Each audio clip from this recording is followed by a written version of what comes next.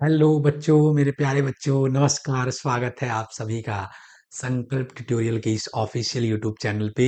मैं आप सभी का Sudhanshu sir, physics educator, physics mentor, आप सभी के बीच क्लास 10th की फिजिक्स का पोर्शन लेके आया हूँ जिसका नाम है इलेक्ट्रिसिटी। आइए हम लोग इलेक्ट्रिसिटी के बारे में पढ़ते हैं और ये वन शॉर्ट वीडियो रहेगा। 1 घंटे में हम कंप्लीट इलेक्ट्रिसिटी की टॉपिक को क्लास 10th के क्या करेंगे, कवर करने वाले हैं। चलिए बच्चों, जुड़ते हैं इलेक्ट्रिसिटी चैप्टर से, जिसको बोलते हैं हिंदी में विद्युत धारा। इलेक्ट्रिसिटी ध्यान से समझेंगे क्या होता है बच्चों। इलेक्ट्रिसिटी, विद्युत धारा क्या होता है। आराम से आप सभी लोग देखते जाइए, नोट्स बनाते जाइए।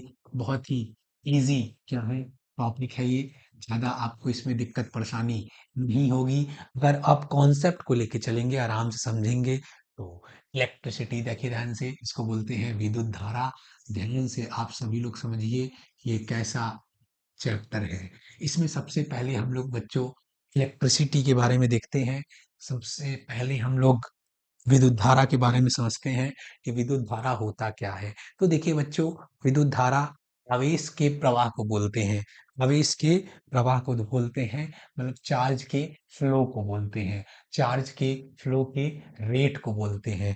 क्या मतलब सर, आप क्या बताना चाहते हैं। मतलब कि कोई चार्ज अगर पार्टिकल है, वो चार्ज पार्टिकल अगर फ्लो करता है तो उसको बोलते हैं इलेक्ट्रिसिटी। सर चार्ज पार्टिकल क्या होता है, सर हम ये भी नहीं जानते कि चार्ज क्या होता है। तो समझो बच्चों ध्यान से, चार्ज क्या होता है, आवेश क्या होता है। ध्यान से मेरी बात को समझना। आवेश का मतलब क्या होता है, चार्ज का मतलब होता है कि ये ऐसे, मतलब चार्ज क्या होता है, किसी बॉडी पे होता है।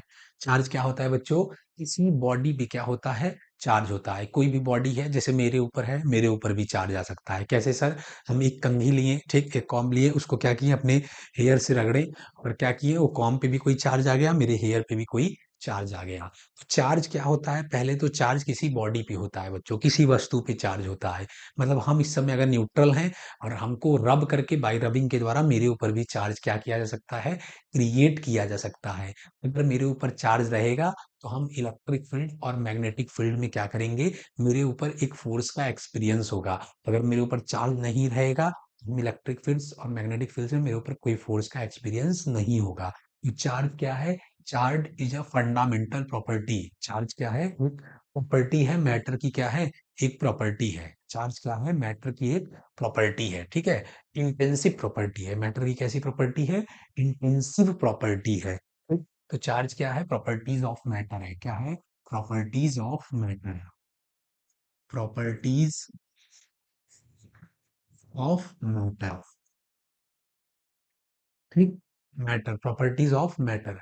ये क्या होता है, किसी बॉडी से अगर कोई कोई बॉडी है, मान लो हम ही है, कोई एम मास की बॉडी है, इसमें क्या होगा, रिमूवल ऑफ इलेक्ट्रॉन। अगर इलेक्ट्रॉन क्या करेंगे, रिमूव करेंगे, रिमूवल ऑफ इलेक्ट्रॉन। मतलब इस बॉडी से हम लोग क्या कर दिए हैं, इलेक्ट्रॉन निकाल दिए हैं। तो ये जो बॉडी रहेगी, ये बॉडी पे, किसी बॉडी पे चार्ज आता है, मतलब इस बॉडी पे पॉजिटिव चार्ज आ जाएगा। और इस बॉडी को हम लोग क्या करेंगे, इलेक्ट्रॉन देंगे। जैसे गेन ऑफ इलेक्ट्रॉन अगर होगा, गेन ऑफ इलेक्ट्रॉन, अगर ये इलेक्ट्रॉन गेन करेगा तो इस बॉडी पे क्या हो जाएगा, निगेटिव चार्ज आ जाएगा। इलेक्ट्रॉन के ही लेने देने से चार्ज क्या होता है, बनता है। Removal of electron positive charge और gain of electron negative charge. मतलब कि बच्चों, आप ध्यान से समझ सकते हो, ये जो चार्ज होता है वो दो टाइप का होता है, एक पॉजिटिव चार्ज, दूसरा निगेटिव चार्ज। पॉजिटिव चार्ज किस लिए क्रिएट होता है, रिमूवल ऑफ इलेक्ट्रॉन से। किसी बॉडी से इलेक्ट्रॉन निकाल देंगे तो क्या हो जाएगा, पॉजिटिव चार्ज हो जाएगा। कोई बॉडी को इलेक्ट्रॉन दे देंगे तो निगेटिव चार्ज हो जाएगा। चार्ज क्या है, प्रॉपर्टीज ऑफ मैटर है, किसी बॉडी का, किसी मैटर का क्या है, प्रॉपर्टी है, ठीक। तो हम लोग डेफिनेशन भी अगर बोलना चाहें तो डेफिनेशन बोल सकते हैं, excess and deficiency of electron in a body gives the concept of charge. किसी बॉडी पे इलेक्ट्रॉन का एक्सेस हो जाए, मतलब गेन ऑफ इलेक्ट्रॉन हो जाए, या डिफिशियंसी हो जाए, मतलब रिमूवल ऑफ इलेक्ट्रॉन हो जाए, तो वो कॉन्सेप्ट के, चार्ज के कॉन्सेप्ट को क्या करता है, डिफाइन करता है। जो चार्ज है इसको रिप्रेजेंट करते हैं बच्चों क्यू से, कैपिटल क्यू से, या स्मॉल क्यू से भी हम लोग क्या कर सकते हैं, रिप्रेजेंट कर सकते हैं। इसका फॉर्मूला होता है एन ई। ये क्या मतलब हुआ सर, इसको आप एक बार को समझाइए।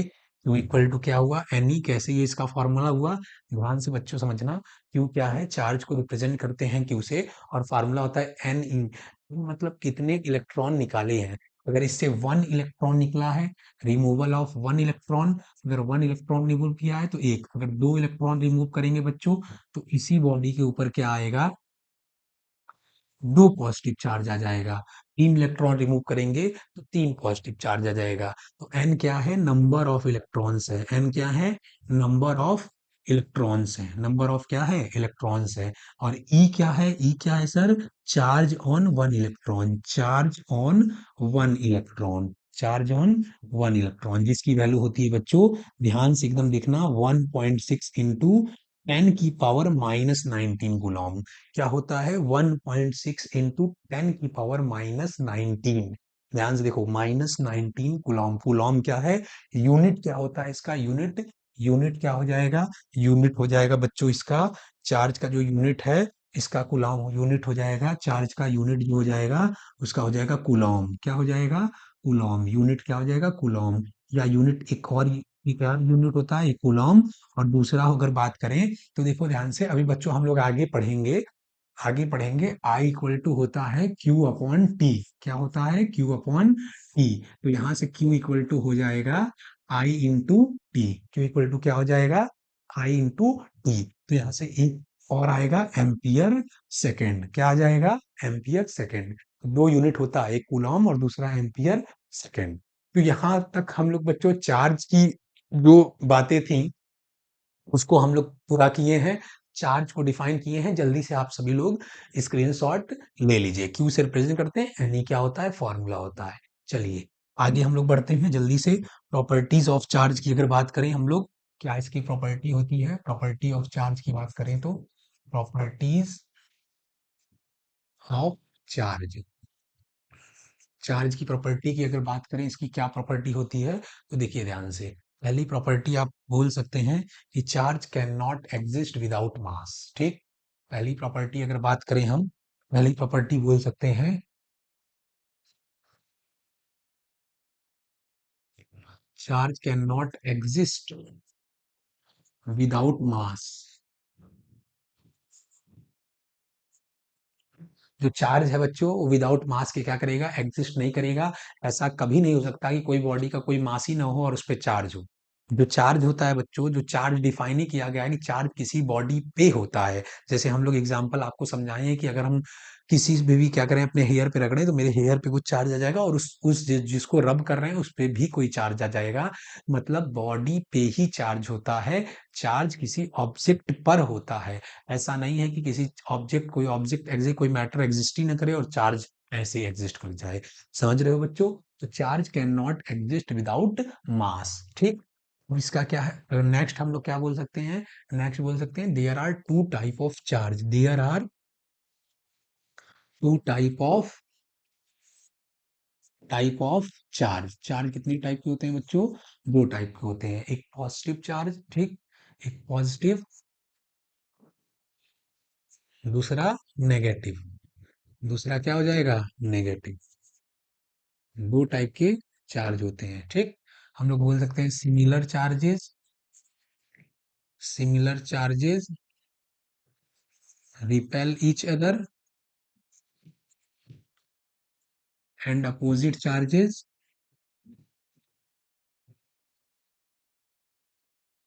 Opposite charges attract each other, attracted each other, ठीक, ठीक। ये दो प्रॉपर्टी मैंने आपको बताया है कि जो सेम चार्ज होते हैं, जैसे पॉजिटिव पॉजिटिव क्या होंगे, रिपल्सन होगा, निगेटिव नेगेटिव क्या होगा, रिपल्सन होगा, पॉजिटिव नेगेटिव क्या होगा, अट्रैक्शन होगा, नेगेटिव पॉजिटिव नेगेटिव क्या होगा, अट्रैक्शन होगा, नेगेटिव पॉजिटिव क्या होगा, अट्रैक्शन होगा। Similar charges repel each other and opposite charges attract each other, ठीक। नेक्स्ट प्रॉपर्टी की बात करें, ये क्या है कि ये क्या होते हैं, क्वांटाइज होते हैं, कंजर्वेटिव इन नेचर, कंजर्वेटिव होते हैं, कंजर्वेटिव इन नेचर, ठीक। और नेक्स्ट क्या होते हैं, क्वांटाइज, क्वांटाइज्ड इन नेचर, ठीक। ये क्या होते हैं, क्वांटाइज्ड होते हैं। इसका मतलब क्या हुआ बच्चों? क्वांटाइज्ड मतलब किसी ऑब्जेक्ट से एक इलेक्ट्रॉन हम निकाल सकते हैं, दो इलेक्ट्रॉन निकाल सकते हैं, तीन इलेक्ट्रॉन निकाल सकते हैं। अगर एक इलेक्ट्रॉन निकालेंगे बच्चे तो उस पर एक चार्ज, दो इलेक्ट्रॉन निकालेंगे तो दो चार्ज, तीन इलेक्ट्रॉन निकालेंगे तो तीन चार्ज, चार इलेक्ट्रॉन निकालेंगे तो चार चार्ज। ऐसा नहीं है कि मुझसे ढाई इलेक्ट्रॉन निकाल लें, पांच इलेक्ट्रॉन निकाल लें, ऐसा कुछ पॉसिबल नहीं होता है। कंजर्वेटिव इन नेचर क्या होता है? ये कंजर्वेटिव होते हैं। कंजर्वेटिव मतलब कि जैसे किसी अगर हम बॉडी की बात करें, जैसे होल हम बॉडी इसमें बात करें, अगर इसमें हम बोले कि 5 कूलम चार्ज है तो विद इन द टाइम इस पे 5 कूलम ही चार्ज क्या करेगा? रहेगा। ऐसा नहीं है कि अपने आप बढ़ जाएगा या अपने आप घट जाएगा, ऐसी पॉसिबिलिटी नहीं बनती है। ठीक, आइए आइए बच्चों, अब जल्दी से हम लोग स्टार्ट करते हैं। हमारा टॉपिक है इलेक्ट्रिक करेंट। क्या टॉपिक है? Electric current. Electric current. देखिए बच्चों, करंट को आई से, स्मॉल आई से, या कोई कोई बुक कैपिटल आई से भी क्या करता है? रिप्रेजेंट करता है। इलेक्ट्रिक करंट को स्मॉल आई से भी या कैपिटल आई से भी। और आई क्या होता है? Rate of flow of charge. क्या बोलते हैं? Rate of flow of charge. Rate of flow of charge is called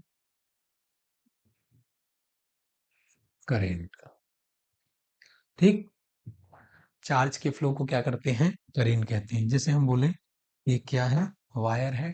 ठीक, और इस वायर में चार्ज फ्लो हो रहा है। ठीक, चार्ज है ये क्यू, समझो अगर ये चार्ज है, ये क्यू चार्ज है, और यू क्यू चार्ज यहाँ से यहाँ क्या हो रहा है? फ्लो हो रहा है बच्चों, फ्लो हो रहा है। तो ये क्यू चार्ज यहाँ से यहाँ फ्लो हो रहा है। तो ठीक है, तो ये क्यू चार्ज अगर यहाँ से यहाँ फ्लो हो रहा है तो बच्चे ध्यान से समझो कि इसमें करेंट, हम कहेंगे जो करेंट आई है वो यहाँ से यहाँ फ्लो हो रहा है। तो ध्यान से समझो बच्चों, अगर पॉजिटिव चार्ज का flow, flow of positive charge, flow of positive charge, अगर पॉजिटिव चार्ज का फ्लो इधर से इधर हो रहा है तो करेंट का भी फ्लो इधर से इधर होगा। ठीक, अगर इलेक्ट्रॉन की फ्लो की बात करें, अगर नेक्स्ट वायर हम कंसीडर करें, let us consider next wire this, और इसमें हम कहते हैं कि अगर अगर इसमें हम बात करें कि अगर इसमें अगर हम बात करें बच्चों कि इसमें करंट ऐसे फ्लो हो रहा है तो पॉजिटिव चार्ज तो इधर फ्लो होगा, लेकिन इलेक्ट्रॉन का जो फ्लो होता है वो हमेशा करंट के क्या होता है? अपोजिट होता है। इलेक्ट्रॉन मतलब ऐसे फ्लो करेंगे, इलेक्ट्रॉन ऐसे फ्लो करेंगे और करंट ऐसे होगा। ठीक है, ये हो गया। ठीक, एक ज्यादा डीप, टेंथ में ज्यादा डीप बच्चों नहीं पढ़ना, नहीं तो हम वीडियो में लेंदी हो जाएगा, और जो कि इंपॉर्टेंट नहीं है आपके सिलेबस के पॉइंट ऑफ व्यू से, तो हम उसी पार्ट को कवर करेंगे। ये एक वन शॉर्ट वीडियो है, आप एक ही शॉर्ट वीडियो में आप पूरा इलेक्ट्रिसिटी क्या करोगे? देख लोगे। ठीक, अब चलो बच्चों ध्यान से देखो, इक्वल टू हम लोग फॉर्मूला क्या बोल सकते हैं? फॉर्मूला होता है क्यू अपॉन टी। ठीक, rate of flow of charge. देखो बच्चों, जहां भी रेट लग जाए, रेट वर्ड लगे, और जिसका भी रेट रहे उसको टाइम से क्या करते हैं? डिवाइड करते हैं। Rate of flow of charge, जैसे rate of flow of work, rate of flow of work क्या होता है? पावर होता है। Rate of flow of work क्या होता है? पावर होता है।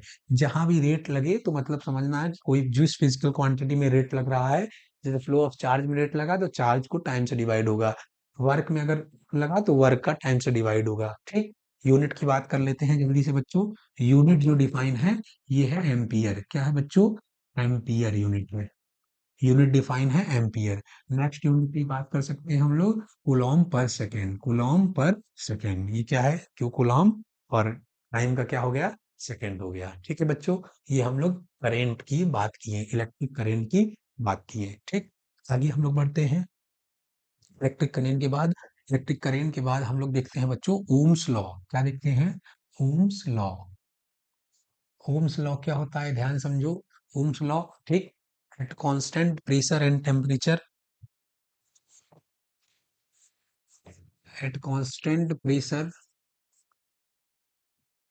Temperature and humidity. ठीक, at constant temperature, mostly temperature ही लिखा रहता है, लेकिन प्रेशर भी हम लिख दिए, टेम्परेचर भी लिख दिए, ह्यूमिडिटी भी लिख दिए, एक्सेट्रा। ठीक, ठीक,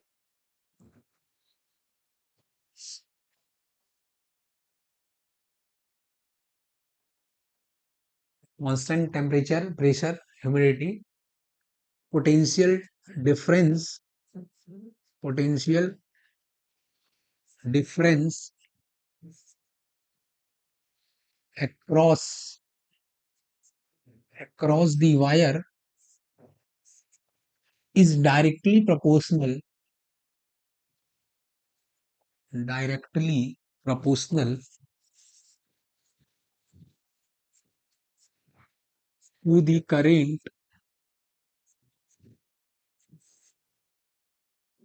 flowing in the wire।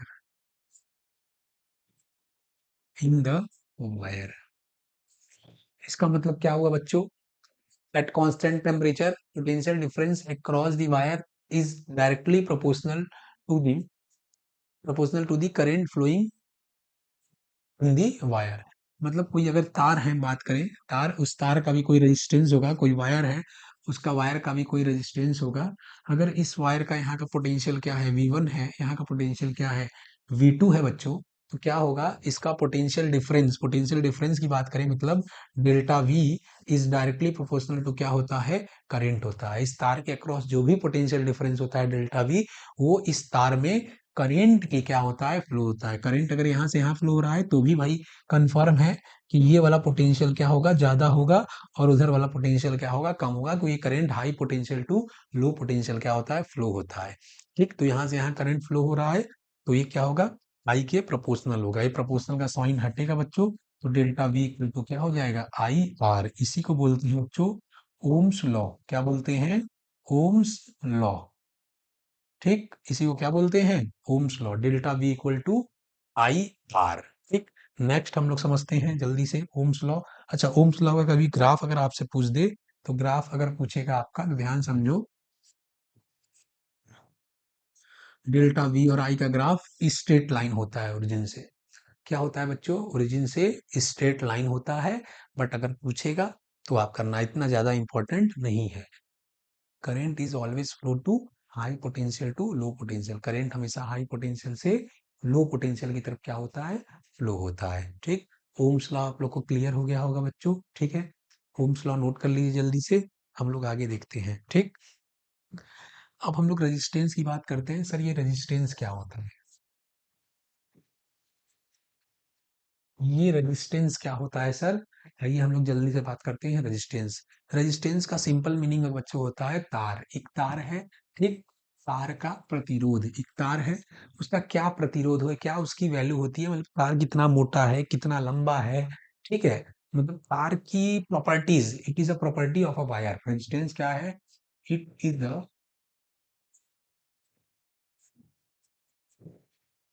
Properties of wire.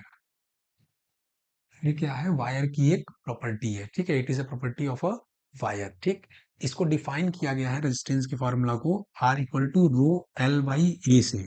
Define किससे किया गया है बच्चों, R equal to rho L by A से। एल क्या है, एल क्या है बच्चों, एल है लेंथ। एल क्या है बच्चों, लेंथ है, लेंथ। ए क्या है, area, area of cross section है। रो क्या है बच्चों, रो है मटेरियल। मटेरियल मतलब किस चीज का वायर है। ठीक, रो मतलब मटेरियल है। ठीक, मटेरियल का मतलब क्या हुआ बच्चों, मटेरियल का, अरे कॉपर का वायर बना है कि एल्यूमिनियम का है, कि किस चीज का वायर बना हुआ है उसकी बात किया जा रहा है। समझ रहे हैं, रेजिस्टेंस का फॉर्मूला रो एल बाई ए। अब dependence of temperature on resistance, dependence of length on resistance ना।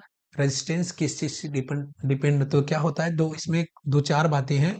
पहली बातें हैं कि अगर वायर का लेंथ बढ़ेगा तो आर बढ़ेगा। दूसरा चीज, वायर का एरिया बढ़ेगा तो आर क्या होगा, घटेगा। तीसरी बात क्या होता है, मटेरियल का सब्सटेंस बढ़ेगा तो वो, दूसरी चौथी बात है कि टेम्परेचर बढ़ेगा तो रेजिस्टेंस। चार बातें हैं। ठीक, resistance of a wire is depend upon the length, directly proportional to the length. Length के क्या होता है, डायरेक्टली प्रोपोर्शनल होता है, मतलब लेंथ बढ़ेगा तो रेजिस्टेंस बढ़ेगा। ऐसा क्वेश्चन एग्जाम में आ सकता है। ठीक, एरिया बढ़ेगा तो क्या होगा, रेजिस्टेंस घटेगा। एरिया बढ़ेगा तो रेजिस्टेंस घटेगा। रो बढ़ेगा, मटेरियल ऑफ द सब्सटेंस, इसको बोलते हैं रेजिस्टिविटी। क्या बोलते हैं, रेजिस्टिविटी। रेजिस्टिविटी क्या बोलते हैं, रेजिस्टिविटी। ठीक, रेजिस्टिविटी बढ़ेगा तो रेजिस्टेंस बढ़ेगा, टेम्परेचर बढ़ेगा तो रेजिस्टेंस बढ़ेगा। ठीक, आगे हम लोग देखते हैं बच्चों, ध्यान से आप सभी लोग। जुड़ते जाएंगे सेशन में। ठीक, ये रजिस्टिविटी क्या होता है सर? ये रजिस्टिविटी क्या होता है सर? इसको देखिए रो से रिप्रेजेंट करते हैं बच्चों, रो से रिप्रेजेंट करते हैं। अगर इसकी यूनिट की हम बात करें, इसकी यूनिट की बात करें, बहुत बार सिविल से इसकी यूनिट पूछा है, तो देखो बच्चों फॉर्मूला होता है R equal to rho L by A. अगर रो की यूनिट बताएंगे तो आर ए अपॉन एल हो जाएगा। आर का यूनिट होता है ओम, जो कि क्या है बच्चों, डिफाइन है। और एक यूनिट बात करें, ए क्या है यहाँ पर, एरिया है, तो इसकी यूनिट हो गया मीटर स्क्वायर, अपॉन लेंथ की यूनिट हो गया मीटर, मीटर से मीटर कट गया, और इसकी यूनिट हो गया ओम मीटर। ठीक, तो रजिस्टिविटी की यूनिट क्या होता है बच्चों, ओम मीटर होता है। इसको आप सभी लोग एकदम कायदे से दिमाग में क्या कर लो, भर लो कि रजिस्टिविटी की यूनिट क्या होता है, ओम मीटर होता है। नेक्स्ट देखते हैं। अच्छा, रेजिस्टेंस का यूनिट क्या होता है सर? रेजिस्टेंस तो आप नहीं बताए हैं। देखिए रेजिस्टेंस का यूनिट होता है ओम। तो सर क्या हम लोग ये याद करेंगे रेजिस्टेंस का यूनिट ओम होता है? नहीं बच्चों, ध्यान से देखो, एग्जाम में एक बार आया था कि डिफाइन 1 ओम।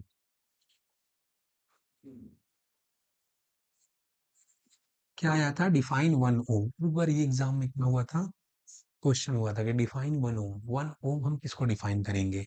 तो देखो ध्यान से, 1 ओम बच्चों किसको डिफाइन करेंगे हम? एक वायर माने, अगर एक वायर के अक्रॉस 1 वोल्ट का पोटेंशियल डिफरेंस है, वायर के अक्रॉस क्या है, 1 वोल्ट का पोटेंशियल डिफरेंस है, और उस वायर में 1 एम्पियर का करेंट क्या हो रहा है, फ्लो हो रहा है। एक वायर है, उसमें 1 वोल्ट का पोटेंशियल डिफरेंस है वायर के क्रॉस, और 1 एम्पियर का क्या हो रहा है, करंट फ्लो हो रहा है, तो हम बोलेंगे उस वायर का रेजिस्टेंस क्या है, 1 ओम है। कैसे डिफाइन किए बच्चों?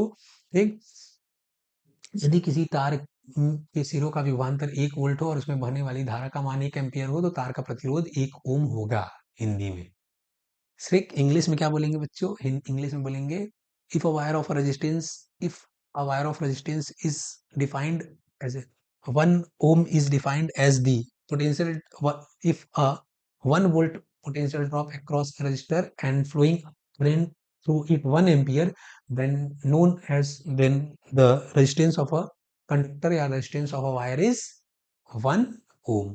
समझ गए होंगे बच्चों। आप सीबीएसई बोर्ड के स्टूडेंट हो, लैंग्वेज डिफाइन कर लोगे, और फिजिक्स में ज्यादा लैंग्वेज का देखिए लोचा नहीं रहता। फॉर्मूले आप पे डेरिवेशन थ्रू में, डायग्राम में अगर चीजों को आप एक्सप्लेन कर रहे हो, तो सीबीएसई बोर्ड आपको नंबर देती है, और या कोई भी बोर्ड आपको नंबर देती है। फिजिक्स के पॉइंट ऑफ व्यू से मैं बात कर रहा हूँ। ठीक, चलिए आगे हम बढ़ते हैं। यहाँ पर मैंने ओम्स लॉ कवर कर लिया, चार्ज कवर कर लिया, इलेक्ट्रिक करंट कवर किया, रेजिस्टेंस के बारे में हम लोग पढ़ते हैं। एक आर्टिकल इसमें और है, combination of resistance, combination of resistance. ठीक, कॉम्बिनेशन ऑफ रेजिस्टेंस की बात करते हैं बच्चों। इसमें दो पॉइंट आता है, एक सीरीज कॉम्बिनेशन आता है, दूसरा क्या होता है, पैरेलल आता है। एक सीरीज, सीरीज क्या होता है बच्चों, ध्यान समझो। अगर हम तीन रेजिस्टेंस को R1, R2, R3, एक के आगे एक के आगे एक के आगे एक जोड़े, तो उसको सीरीज बोलते हैं। एक के आगे एक के आगे एक सीरीज होता है, और एक के नीचे एक के नीचे एक के नीचे एक क्या होता है, पैरेलल होता है। If a consider a three resistance R1 and R2 are connected in a series with a voltage battery V।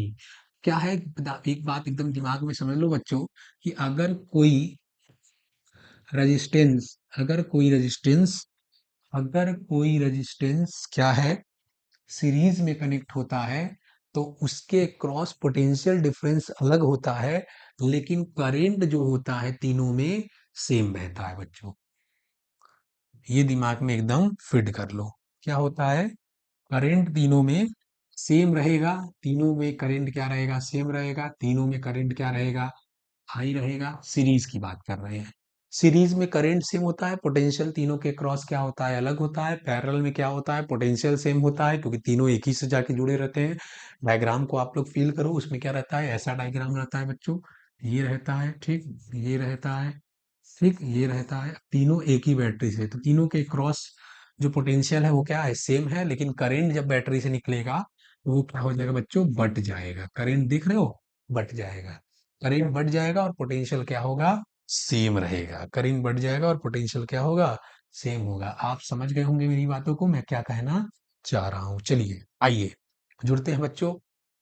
Combination of resistance में क्या फॉर्मूला होता है, उसका डेरिवेशन भी साथ साथ देखते हैं। चलिए बच्चों, अगर हम लोग बात करें यहाँ पे नेट वोल्टेज की, तो V इक्वल टू होता है आई, V इक्वल टू होता है आई आर इक्विवेलेंट, अगर हम पूरी बात करें तो। ठीक, ये हम लोग बोल सकते हैं equation number first, V equal to I R. ठीक, अब देखो ध्यान से, जो ये V पोटेंशियल है, यही तो डिवाइड हुआ है तीन पार्ट में। ठीक, तो हम लोग क्या बोल सकते हैं, इक्वेशन बना सकते हैं V equal to V1 plus V2 plus V3। ठीक, इक्वेशन हम लोग क्या कर सकते हैं, ये डिफाइन कर सकते हैं। यहाँ से क्या हम लोग बोल देंगे, एक इक्वेशन V1 इक्वल टू बोल देंगे हम लोग आई आर वन, पहला इक्वेशन। दूसरा बोल देंगे V2 equal to I R two. तीसरा इक्वेशन हम लोग क्या बोल देंगे बच्चों, V3 equal to I R three. क्या बोल सकते हैं, फिर से ध्यान से बच्चों समझो। ठीक, जो नेट वोल्टेज है, यही तो तीन पार्ट में डिवाइड हुआ है। जो नेट वोल्टेज हमारा V था, वो V1 V2 V3 में डिवाइड हुआ था। तो V इक्वल टू लिखते हैं V1 plus V2 plus V3, ठीक, अकॉर्डिंग टू पोटेंशियल। और ओम्स लॉ के अकॉर्डिंग हम लोग क्या लिख दिए, ओम्स लॉ के अकॉर्डिंग लिख दिए V equal to I R, क्योंकि नेट बाई आर इक्वलेंट है। इसका नेट हम लोग लिखा है कॉम्बिनेशन ऑफ रेजिस्टेंस, ढेर सारे रेजिस्टेंस है तो उसका नेट रेजिस्टेंस कितना होगा, इक्विवेलेंट रेजिस्टेंस कितना होगा। सर इक्यू क्या लिखे हैं, इक्विवेलेंट रेजिस्टेंस मतलब इसके इस पूरे का इक्विवेलेंट कितना होगा, इक्विवेलेंट आर कितना होगा, उसको मैं समझाने का प्रयास कर रहा हूं। तो अकॉर्डिंग टू ओम्स लॉ, देखिए V equal to I R असली में फॉर्मूला नहीं होता है। असली में फॉर्मूला होता है V equal to I R equivalent, मतलब आर गुच्छा, पूरा आर कितना है वो उसका होता है। समझ रहे हैं ना, एक तार की बात करेंगे तो आई आर एक तार के लिए होता है। अगर ढेर सारा तार है तो पूरे आर इक्विवेलेंट का लिया जाता है, V equal to I R equivalent. ठीक, अकॉर्डिंग टू पोटेंशियल। ठीक, एनर्जी भाई वोल्टेज भी है, यही तीन पार्ट में डिवाइड होगा ना, ज्यादा होगा चाहे कम, energy can neither be created nor be destroyed. तो V अगर है तो यही V क्या हुआ है, तीन पार्ट में डिवाइड हुआ है। तो हम लोग नेक्स्ट इक्वेशन बोल सकते हैं V बराबर V1 plus V2 plus V3। V1 sir क्या लिख देंगे हम, V1 लिख देंगे, देखिए V1 ये है तो इसमें करेंट क्या बजा रहा है, आई आई आर वन। V2 क्या है, आई आर टू। V3 क्या है, आई आर थ्री। तीनों को वैल्यू को, छोटा वाला वन, छोटा वाला टू और छोटा वाला थ्री, ठीक है। V1 V2 V3 का वैल्यू हम टू में पुट कर देंगे। Put the putting the value values of one, two and three in equation two. ठीक, तो यहाँ से क्या हो जाएगा, V इक्वल टू V1 की जगह क्या रख देंगे, आई आर वन। V2 की जगह आई आर टू। V3 की जगह आई आर थ्री। ठीक, अब V की वैल्यू यहाँ से ऊपर से उठा के रख लेंगे कि नहीं बच्चों, from equation first. From equation first from equation first क्या है, V equal to I R equivalent है, V की जगह रख दो I R equivalent, I R one plus I R two plus I R three. अब समझ जाओ, आई क्या करोगे, कॉमन निकालोगे, आई से आई क्या हो जाएगा, कट जाएगा। तो यहाँ से आई कॉमन निकाल के, आई से आई कट गया तो यहाँ हो गया आई आर इक्वलेंट बराबर, आई कॉमन निकाल लिए, R one plus R two plus R three. I से आई कट गया तो आर इक्वलेंट बराबर क्या हो गया, R one plus R two plus R three. ठीक, ये क्या हो गया, हमारा फॉर्मूला हो गया। ये कभी कभी प्रूफ करने के लिए आ भी जाएगा आपके एग्जाम में। तो ध्यान समझ से एकदम दिमाग में, कि सीरीज जो कॉम्बिनेशन होता है उसमें पोटेंशियल अलग अलग होता है और करंट तीनों में सेम बहता है। चलिए नेक्स्ट देखते हैं, पैरेलल कॉम्बिनेशन की बात करते हैं।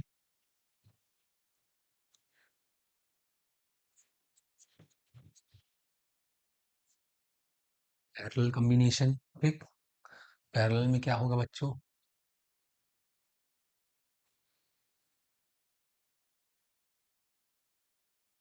ठीक, वही तीन रेजिस्टेंस लिए, आप चार भी लेके कर सकते हो।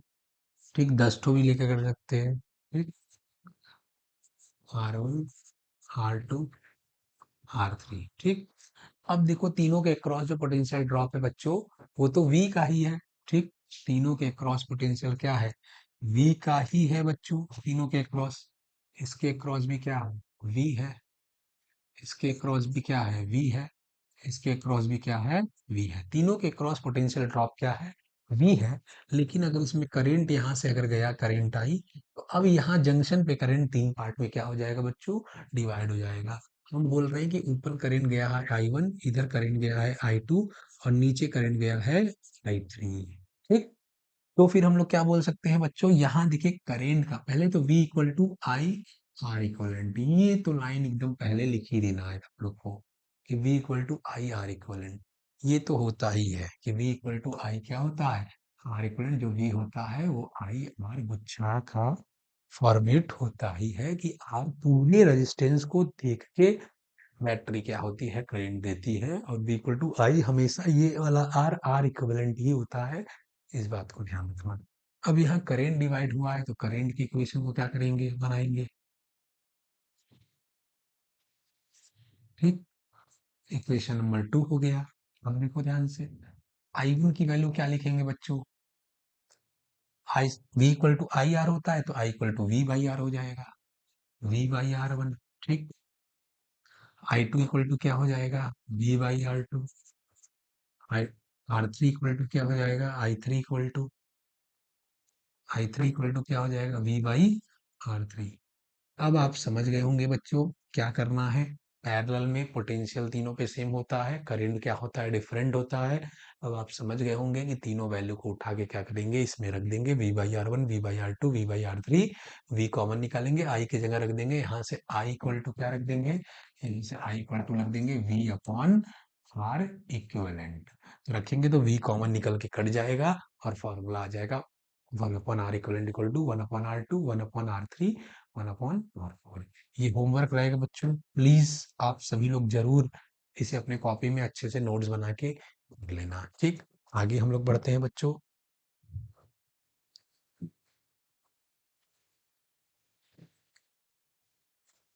अब हम लोग बात करते हैं बच्चों इलेक्ट्रिक पावर की। ठीक।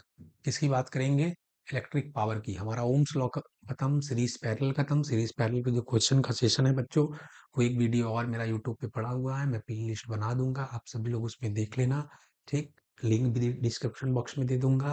अब हम लोग आते हैं इलेक्ट्रिक पावर पर।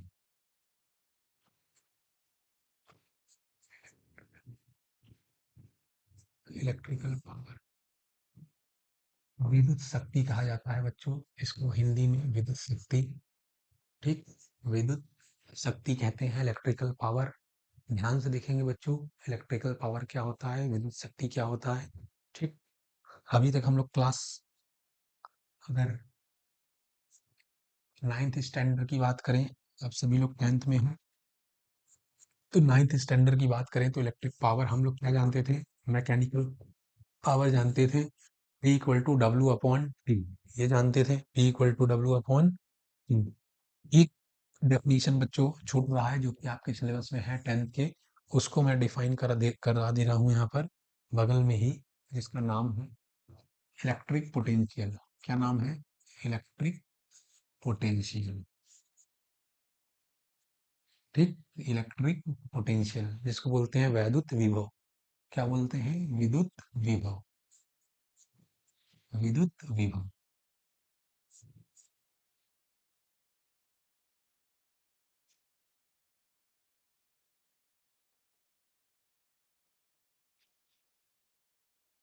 ठीक। ये क्या होता है, देखिए इंफिनिटी से कोई चार्ज को इलेक्ट्रिक फील्ड में ले आने में जो भी वर्क डन करना जाता है, bringing a point charge, test charge, bringing a point charge to an electric field at a point is known as potential at that point. ठीक है। किसी भी पॉइंट को इन्फिनिटी, इसका बस फॉर्मूला अगर आप ध्यान में के रखोगे तो भी आपका काम बन जाएगा। V equal to W upon Q, V equal to W upon Q. Unit की अगर बात करें, हम यूनिट की बात करें तो यूनिट होता है वोल्ट। क्या होता है, वोल्ट। एग्जाम में एक बार आ जाए क्या था कि डिफाइन 1 वोल्ट, तो डिफाइन 1 वोल्ट क्या होता है भाई, 1 जूल पर सेकेंड। ध्यान से देखो, यहाँ जूल है, सॉरी 1 जूल, 1 जूल पर कूलम। 1 जूल पर सेकेंड क्या होता है भाई, कमेंट बॉक्स में बताना कि 1 जूल पर सेकेंड क्या होता है। देखिए कितना वीडियो को ध्यान से पढ़ रहे हो। पता चलेगा कि यहाँ तक पहुँचे भी हो कि नहीं, देख रहे हो कि नहीं चीज़ों को। बच्चों, अगर आप मेहनत नहीं करोगे जीवन में ना, तो तरह-तरह के बहाना ही मारोगे अगर मेहनत नहीं जीवन में। देखिए, एक बात एकदम आपको क्लियर बता दे रहे हैं, जो बच्चे खुद से नहीं पढ़ेंगे, खुद से मेहनत नहीं करेंगे, तो तरह-तरह की बातें करेंगे कि मुझे पढ़ाया नहीं गया है, कोचिंग में मेरी अच्छी पढ़ाई नहीं हो रही है, अच्छे तरीके के कंटेंट नहीं मिल रहे हैं, मेरा पैंट फटा है, मेरा जूता फटा है, मेरे पास अच्छी घड़ी नहीं है, मेरे पास फ़ोन नहीं है, हम आपका वीडियो कैसे देखें सर, मेरे पास फ़ोन नहीं है। तरह-तरह के डिस्ट्रैक्शन, तरह-तरह की बातें अपने जीवन में, अपनी ज़िंदगी में, लाइफ में करते रहेंगे। और जो बच्चे को पढ़ना रहेगा ना, वो टूटे फ़ोन से या फ़ोन माँग कर 1 घंटे या कहीं से ब्लूटूथ से वाईफ़ाई के थ्रू कनेक्ट करा के नेट, कोई बच्चे दोष देंगे कि मेरे पास नेट नहीं है सर, नेट ये नहीं, कहीं से भी कनेक्ट करा के पढ़ने वाले बच्चों के लिए सारी सुविधा है और नहीं पढ़ने वाले बच्चों के लिए ना कुछ भी सुविधा नहीं है। ठीक? तो आप सभी लोग फिर जुड़िए, टॉपिक पे अपने आते हैं। V equal to W upon Q, 1 joule per coulomb 1 volt. ठीक? यहाँ यहाँ से W की वैल्यू हम लोग क्या करेंगे, W equal to Q V निकाल के यहाँ रख देंगे। तो यहाँ से क्या हो जाएगा, P equal to Q V upon T. Q by T को क्या बोल देंगे बच्चों, हम लोग आई बोल देंगे। तो इलेक्ट्रिक पावर का फॉर्मूला क्या हो जाएगा, P equal to V I. Formula क्या हो जाएगा, P equal to V I. यहाँ पे ओम्स लॉ लगा के हम लोग तरह तरह के क्वेश्चंस क्या कर लेंगे, इसमें कर लेंगे। P इक्वल टू क्या है, वी आई है। ठीक, ओम्स लॉ अकॉर्डिंग टू क्या, Ohm's law, Ohm's law I R रख देंगे। P इक्वल टू क्या हो जाएगा, आई स्क्वायर आर हो जाएगा। अगर V की जगह हम लोग क्या रख देंगे बच्चों, आई इंटू रख देंगे। ठीक, क्या हो जाएगा, आई स्क्वायर। ठीक, अगर हम लोग आई की जगह वी बाई आर रख दिए बच्चों, आई की जगह वी बाई आर रख दिए, तो P इक्वल टू हो जाएगा V square by R square into R. R से आर चीजें कट गई और फॉर्मूला आ गई P equal to V square by R. ठीक, तीनों फॉर्मूला मैंने आपको बता दिया है। ठीक है, इलेक्ट्रिक पावर का, इलेक्ट्रिक पावर से रिलेटेड क्वेश्चन और बाकी इसके आगे जो भी चीजें रहेंगी उसको हम नेक्स्ट वीडियो में करते रहेंगे, पढ़ेंगे। पढ़ते रहिए बच्चों, चीजों को क्या करिए, ग्रैप्स करिए, चीज़ों को नोट करिए, नोट डाउन करके जो भी कमी, जो भी आप में है, जो भी चाह टॉपिक में डाउट है, कमेंट बॉक्स में रिप्लाई करिए। आप लोग के लिए पर्सनली सुटेबल जो आप वीडियो कहोगे, उस टॉपिक पर आपके लिए वीडियो बनाया जाएगा। जय हिंद, ऑल द बेस्ट।